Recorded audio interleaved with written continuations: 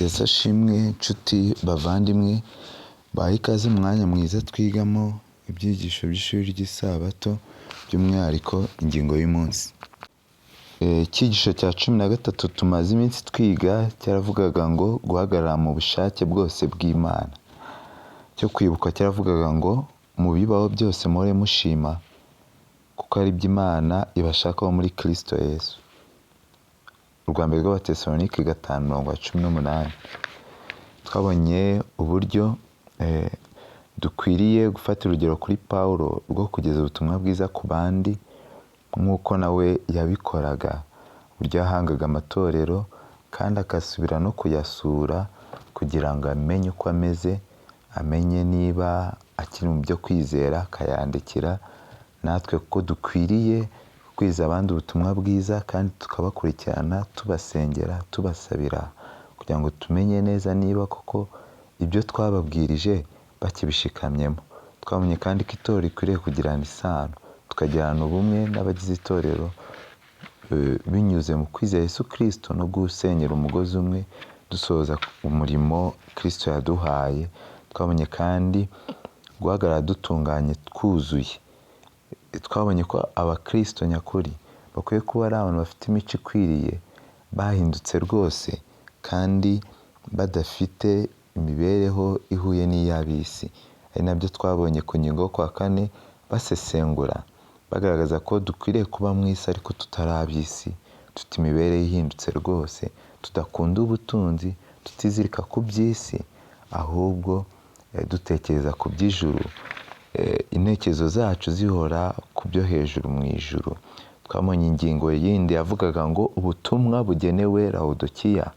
Ingingo y'ejo hashize twabonye ko Laodikiya irarikirwa kwihana kandi ikaba maso, kuko mu gihe dutegereje kugaruka kwa Kristo abenshi bazagenda bakura amaso kuri Yesu Kristo bakayahanga ku by'isi, bigatuma mu rubanza ruheruka bazasangwa badashyitse. Bityo turakirwa kugirwa inama, tugirwa inama yo kwakira Kristo, tukihana, tukababarirwa, kandi imibereho yacu umunsi ku wundi igapfa ku cyaha, tukagira imibereho yitegura kugaruka kwa Kristo turi maso, tudahuga, kuko ngo Kristo azaza nk'umujura. Ni ukuvuga ntabwo tuzi niba azaza nijoro cyangwa ku manywa, ikiriho ni uko azagaruka ariko mu gihe njye nawe tutazi. Bityo rero Yesu yaravuze ngo icyo mbabwira ndakibwira bose ngo mube maso. Dukwiriye kuba maso mu gihe tugejeje kugaruka kwa Kristo, kandi tukaba maso dukora umurimo wa Kristo, twihanira kureka tugera ikirenge mu cya Kristo. Uyu munsi mu ngingo isoza ni ibindi byo kwigwa no kuzirikanwa, ariyo kuwa 6 w'isabato tariki 27 Kamena. Ni ukuvuga ni ibindi twakwiga kandi tukazirikana muri iki cyigisho twigaga cyiza cyane, turebera hamwe uburyo twahagarara mu bushake bw'Imana bwose tudaciye ku ruhande. Ni ukuvuga umukristo nyakuri akwiye kugenda intambwe ku ntambwe kandi atagira ibyo akerensa mu ijambo ry'Imana, ahubwo akaba ari umuntu utunganye rwose kugira ngo Kristo ajye kugaruka azasange akwiriye babane mu bwami bwo mu ijuru. Reka dusenge dukomeze ingingo y'uyu munsi. Imana nziza, twongeye gushima ko ukiturinde mu buntu bwawe, izina ryawe rihabwe icyubahiro. Waratubanye muri iki cyumweru cyose kugeza uyu munsi dusozaho iki cyigisho, warakoze. Twabonye ibyigisho byiza, ude kwihanira kureka, ude amatwi yumva kandi ashyira mu bikorwa ijambo ryawe bwo gufashwa na Mwuka Wera. Muri uyu mwanya tugiye kwiga ibindi, tugiye kurebera hamwe ibindi twazirikana muri iki cyigisho. Uduhire, ude kurushaho gukurira mu buntu bwawe, kandi tube mu isi tutari ab'isi, ahubwo duhanze amaso ku biri hejuru, kugiye kugaruka uzasange twiteguye tubane ubwami bwo mu ijuru. Bana natwe muri uyu mwanya mwiza, byose uko ushaka mu izina rya Yesu, amen. Hano mu bindi byo kwigwa no kuzirikanwa mu ngingo y'uyu munsi kuwa 6 w'isabato tariki 27, ntabwo ari Kamena ahubwo ni Werurwe cyangwa ukwezi kwa 3. Nabonye mu migisho baragiye bibeshya ku ngingo zimwe na zimwe mu kugaragaza ukwezi tugezeho wenda namwe bibaye mwarasanze iryo kosa ririmo mwabikosora, baranditse ngo iyo umuntu yiyeguriye Kristo, imbaraga nshyashya itura mu mutima wahindutse mushyashya. Ni ukuvuga iyo umuntu yeguriye Kristo yakira imbaraga nshyashya itandukanye n'imbaraga y'umwanzi, kuko hari imbaraga nshyashya ubwo hari n'indi mbaraga turi buyibone, ngo habaho impinduka we ubwe atabasha kwigezaho. Amen. Twabonye intambwe ya mbere ko ari ukwiyegurira Kristo. Iyo umaze kwiyegurira Kristo rero hari imbaraga wakira kandi ukagira impinduka wowe ubwawe utabasha kwigezaho. Uwo ni umurimo w'indengakamere uzana muri kamere ya muntu imbaraga y'indengakamere. Amen. Ngo umuntu wihaye Kristo amuhindukira igihome cye bwite aturamo muri iyi si yigometse, kandi agashaka ko nta bundi butegetsi bukirangwamo usibye ubwe. Amen. Umuntu wamaze kwakira Kristo mu bugingo bwe abona igihome yikingamo. Iyi si yangiritse yuzuye ibyaha n'urugomo, umuntu ufite Kristo muri we aba afite aho abyikinga, ngo kandi yumva rwose nta bundi butegetsi bwamurangwamo cyangwa bwarangwa muri icyo gihome uretse ubwa Kristo gusa. Amen. Ngo umuntu wigaruriwe n'imbaraga zo mu ijuru muri ubwo buryo ntabasha guterwa ngo aneshwe n'ibitero bya Satani. Muri make abantu bose bagerwaho n'ibitero bya Satani, ariko uyu muntu barimo baratubwira wiyeguriye Kristo akakira Kristo nk'umwami n'umukiza we, bakabana, Kristo amubera igihome, kandi ngo nta bundi butegetsi yishimira ko bumuyobora uretse ubwa Kristo. Aba afite ngo impinduka ubwo atabasha kwigezaho, kandi umutima we ngo uhinduka mushyashya. Ikindi tubonye ngo uyu muntu wihaye Kristo aba afite uburinzi n'imbaraga itangaje, ngo kandi batubwiye ikintu gikomeye cyane. Baratubwiye ngo umuntu wigaruriyeho ngo niyo mbaraga mvajuru cyangwa imbaraga zo mu ijuru ngo ntabasha guterwa ngo aneshwe. Muri make nawe araterwa nk'uko n'abandi baterwa, ariko ntabwo aneshwa n'ibitero bya Satani. Niyo mpamvu Kristo yavuze ngo mu isi muhura n'ibibazo, ariko nimuhumure nanesheje isi. Amen. Ni ukuvuga umuntu wese uri muri Kristo Yesu aba ahindutse icyaremwe gishya, kandi ntabwo aterwa ngo aneshwe, kuko aba afite imbaraga irenze iy'umwanzi Satani. Iyo atewe abasha gutsinda umwanzi Satani. Pawulo niwe wabwiye Abefeso ngo murwanye umwanzi Satani mushikamye nawe azabanesha. Hano bakomeza batubwira ngo ariko nitutiha Kristo byimazeyo ngo abe ari we utuyobora, tuzigarurirwa na Sekibi. Badukuriye inzira ku murima. Nitutiha Yesu Kristo ngo abe ari we uba umuyobozi wacu utuyobora, mu gihe tumwe ariko ngo byimazeyo nta na kimwe dusize, ngo Satani bizamworera kutuyobora, ngo tuzigarurirwa na Sekibi.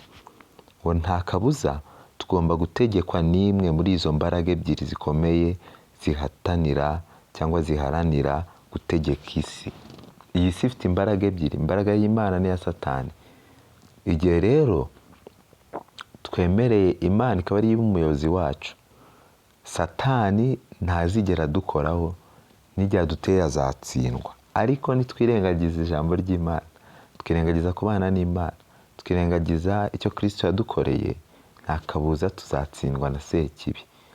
Iyo dutsinzwe rero na Sekibi twibwira ko Imana nta mbaraga ifite, ariko siko bimeze, kuko Imana ntikoresha igitugu. Iyo tuyizeye tukayemera igakora muri twebwe, nta mbaraga y'umwanzi yadutsinda. Ariko iyo dupfobeje imbaraga ye, Imana ntabwo izakora amaji, izakureka, kuko we wagaragaje kubasha kwirwanira.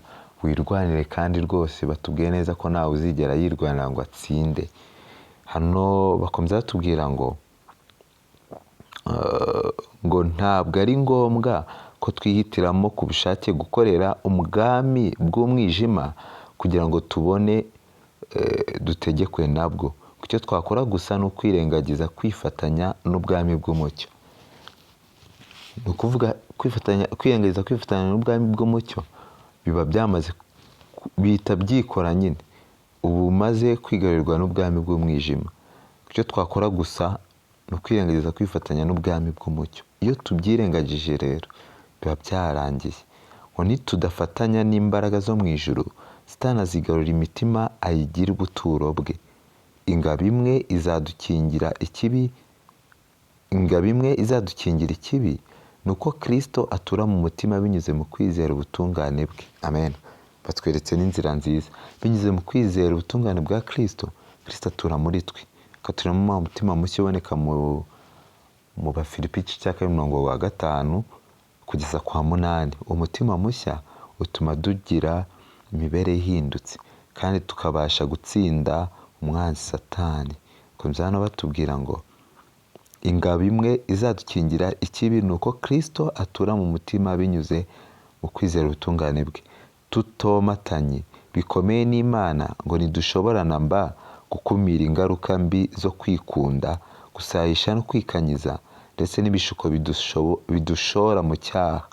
Dushobora kureka ingeso mbi nyinshi, dushobora kwitandukanya na Satani mu gihe runaka, nyamara nitutomatana cyane n'Imana binyuze mu kwiyegurira buri mwanya, tuzatsindwa. Amagambo arakomeye ngo dushobora kureka ingeso mbi nyinshi ndetse dushobora no kwitandukanya na Satani mu gihe runaka, ngo nyamara nitutomatana cyane n'Imana binyuze mu kwiyegurira buri mwanya, tuzatsindwa.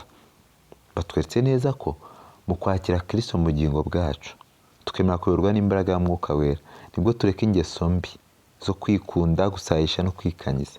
Ngo kandi dushobora gupfa ku cyaha mu gihe runaka, tukareka ingeso mbi nyinshi, tukibwira ko twagezeho umwanzi atabasha kurasa imyambi.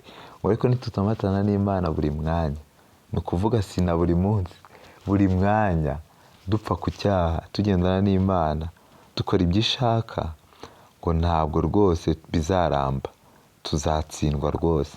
Iyo hatabayeho kumenyana na Kristo ku muntu ku giti cye ndetse no gusabana nawe guhoraho, icyo gihe tuba turi mu maboko y'umwanzi kandi ku iherezo tuzakora ibyo adutegeka. Hari igihe umuntu ubona ari kwitwara nabi, wamubwira uti nyamara ibyo bintu uri gukora ntabwo ari byo, akakubwira ati njyewe icyo nzi ni uko mbana n'Imana, ibindi bibaho, umuntu abasha kugwa. Yego, umuntu abasha kugwa nibyo, kandi twese iyo nzira tuyinyuramo. Ariko igihe wigize akamenyero, ntiwumve bikubabaje, kumva ko ari ibisanzwe, birangira ni ruto uguye mu maboko y'umwanzi. Kandi ku iherezo uko byagenda kose ukora ibyo agutegeka, kuko ijwi rigukoreramo ni ryo wumvira. Amagambo aboneka mu Ifuze ibihe byose paje 151 152. Rero binyuze mu komatana n'Imana buri mwanya, umunsi ku wundi, dukora ibyo ishaka, tugenda uko ishaka, dufite imibereho ihindutse kandi mu gihe gihoraho, atari iby'umwanya runaka, nibwo gusa tuzabasha guhagarara mu bushake bwose bw'Imana, ngo Kristo azaba agarutse kuzamusangana nta n'umwe ubuzemo. Bikaba ari byo mbasabira, nanjye nisabira ngo Umwuka Wera bitubashishe kandi abidushoboze, twunge ubumwe kw'ijuru n'isi nk'uko Kristo yabitubashishije, nk'uko kandi twagiye tuyibona binyuze mu Bafilipi n'Abakolosayi. Ibyigisho byose twagiye tubona nicyo byari bigendereye, ni ukunga ubumwe kw'ijuru n'isi, ni ukongera kugira imibereho ihindutse, tukongera kwemererwa kwakirwa mu bwami bwo mu ijuru. Kandi ku iherezo ry'ibihe twabonye neza ko koko ibyo bizasohora, tuzunga ubumwe nk'ijuru n'isi, kandi ubwo icyaha kizaba kivuyeho burundu, nta kizongera kudutandukanya, nta kizongera kutugerageza, kuko tuzaba twibereye mu bwami bwo mu ijuru, atazarangwa ikibi cyose. Mu gihe tukiri mu isi rero, dufashe igihe mu ntambara, reka twige guhora dushima Imana, kuko ari byo Imana idushakaho muri Kristo Yesu. Hirya ya Kristo Yesu ntabwo byashoboka guhora dushima, kuko iyo dufite Kristo Yesu arabitubashisha. Muramahoro ibeze rwose, mwebwe ubwanyu n'impagarike yanyu yose birindirwe mu Mwami, bibizaho umugayo ubwo Kristo agiye kugaruka. Ibyo mbasaba nanjye nisabira mu izina rya Yesu. Amen.